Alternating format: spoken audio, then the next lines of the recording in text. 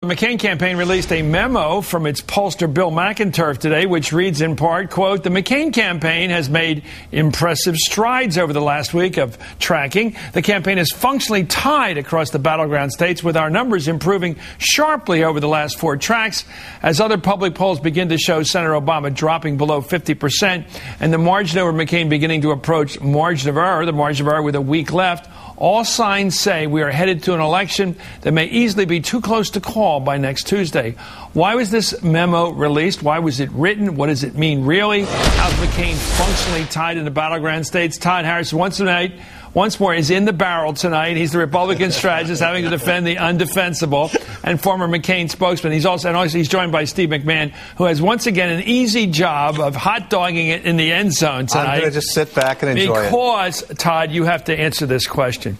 I've looked at all the objective numbers, including the most recent numbers from the Time magazine, which came out tonight, that show in all the states that really are going to decide this election: Pennsylvania, Ohio, New Mexico, Iowa.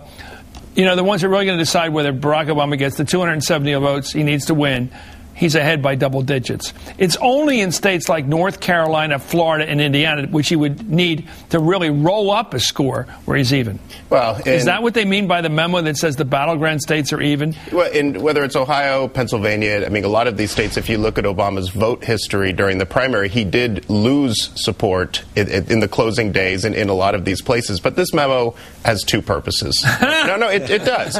Number one, I guarantee you that memo was emailed to every Republican county office, every McCain campaign headquarters across the country, and it's being used to rally the troops. Right. And secondly, every single person who's ever looked at a poll knows that you can slice and dice these numbers 1,000 ways. These numbers are meant to put, whether it's even a moment's hesitation in sort of the chattering class, to give them at least another way to look at what's going on Election Day. Look, the campaign knows that they're behind, but we also know it's not over yet, and they need every one of their supporters out knocking on doors, making those phone calls. Is this like one of those Arab news broadcasts during the 6-Day War with Israel? They said, we have sacked Jerusalem, we have won the war, it's over. This is one of those memos where if you take the money, you have to put your name on it. And that's exactly what's going on here. Now that we've had that moment of pause that we were supposed to have as a result of the memo, can we talk about what's really going on out there? Okay, sir. Now you've become so fine. Every single battleground state, including states that John McCain should be able to take for granted. This is my little note card here. Yeah. Colorado. In Colorado, Obama's ahead. In Ohio, Obama's ahead. In Florida, Obama's ahead. In Nevada, Obama's ahead. In Virginia, Obama's ahead. In Pennsylvania, he's ahead by 11. So, notwithstanding the fact that in a Democratic primary, of course, this is a general election, which even Todd will admit, Senator Obama didn't do as well in Pennsylvania as he's doing right now. He's ahead everywhere. And if the people at home are looking for an early clue to next Tuesday... Okay, let's talk about early clues. Todd, your chance. A lot of people have voted already. I vote already. Something like 25, 30, well, close to a third of the voters have voted already. All the indications are that younger voters, and everybody's voting early. And the numbers are very positive for the early voters. What's that tell you? Well, according to the new NBC Wall Street Journal poll in MySpace, 69% of first-time or lapsed voters, I love that, it's like lapsed Catholics, favor Obama, with just 27% going to McCain. So the people that don't normally vote, the ones that separate the registered voters list from the likely, the ones that don't ever show up, have shown up. This is why Gallup has 2 different models. They've got their expanded model, including all of those people, in their traditional model that excludes them. Right. And, which one would you bet on? I'd bet on the expanded model. You're such an honest man. This is an election which is probably the most... I got a briefing on it today, which is off the record, but let me tell you something. Everything I hear in all the... this is going to be one of the most rock'em sock'em, world-changing elections in our history. It's going to include a really good turnout. Nobody's going to be saying election night or 3 days after, the old people were always meowing over this. How come people didn't vote? Everybody's going to vote. You're going to have 130 million plus voters out there, a huge sampling of American opinion, young people, minorities, lapsed voters. It's going to be huge, right? If you're a political scientist and you love campaigns and politics, this is a really exciting time, because it is going to be a huge election. It probably will be 130 million people or more.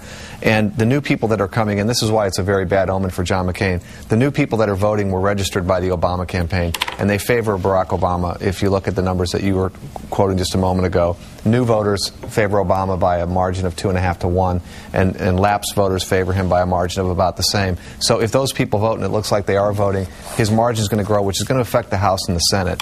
And along those lines, if I were a Democrat, the only thing that I would fear more than Obama losing would be Obama winning and the Democrats taking a filibuster-proof majority, the 60-seat majority in the Senate, because the old Colin Powell rule, if you break it, you own it. And if Democrats are in control of every single branch of government, that is a very good omen for 2010 for Republicans to start coming back. Are you worried that Republicans might win all branches of government this time?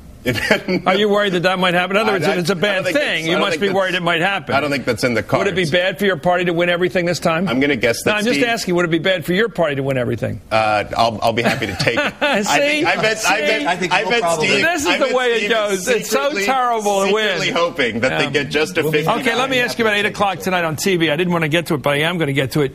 Barack Obama has the money. I mean, he has so much money, so much gelt. He can just buy what he wants. He's buying a half-hour primetime television at the cost of a fortune.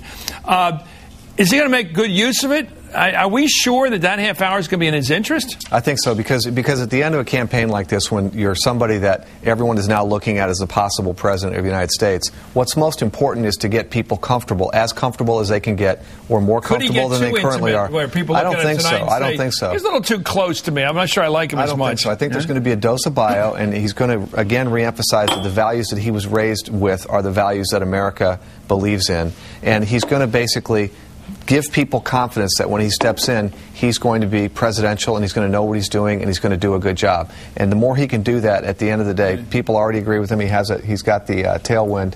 He's going to be in good shape. Todd, would anybody want a half-hour free television time to say how great they are? Oh, I hope he opens Who wouldn't up. Want it? I hope he opens up his half hour by saying, "Hi, I'm Barack Obama, and I paid for this half hour because I broke my promise on taking public financing." I don't think he'll do that. Probably not. But you just dumped on his parade there nicely. Anyway, thank you for the rain shower. Todd Harris, shot in. Good sport, the man in the barrel. Steve McMahon.